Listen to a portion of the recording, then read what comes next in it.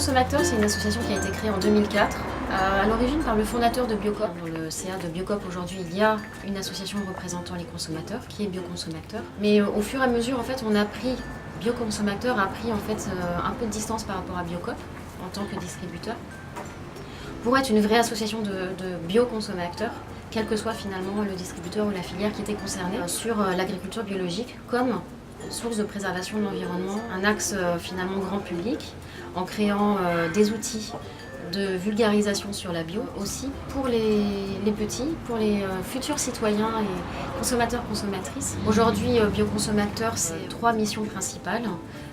Informer, mobiliser et défendre. Le bio, c'est déjà une réglementation en fait, au départ française, une réglementation AB. L'Union européenne, à travers ses piliers 1, 2 et 3, permet de mettre en commun un certain nombre de réglementations et l'agriculture en a fait partie, et notamment l'agriculture biologique. Et c'est le logo feuille qui a repris partiellement une partie du cahier des charges AB. Le logo feuille qui est en fait effectif depuis 2010 et qui permet aux consommateurs de déterminer qu'un produit est bio hors UE, c'est-à-dire fabriqué, exploité, produit hors de l'Union européenne ou en UE, c'est-à-dire dans l'Union européenne. À Bioconsomacteur, on a un credo, alors c'est bio, local, de saison, équitable. Je pense qu'il faut une bonne santé financière pour pouvoir se mettre au bio et surtout il faut des aides.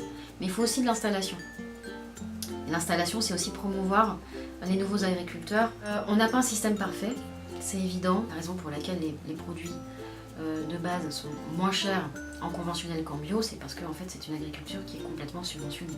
Et que si elle n'était pas subventionnée, elle coûterait aussi cher que la bio. Essayez d'avancer aussi avec des personnes qui ne sont pas forcément sur le bio, mais qui s'interrogent, et même des agriculteurs qui s'interrogent en fait, sur leur propre impact.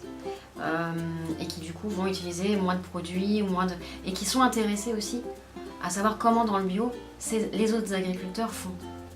Et du coup, je pense que c'est des solutions comme ça qui pourront émerger, peut-être de la base du terrain, des agriculteurs eux-mêmes. Ce qu'on va distinguer dans le bio et dans les magasins, c'est d'un côté les magasins spécialisés et des fournisseurs qui en fait ont des productions respectueuses de l'environnement, du sanitaire et du volet social et qui le prennent en compte, notamment avec une valeur éthique de commerce équitable.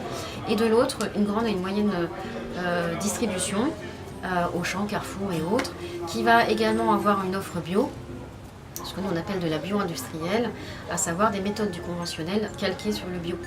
Et en fait, avec des méthodes de rendement similaires au conventionnel, mais en utilisant ce qui est autorisé comme un intrant naturel bien sûr, en bio.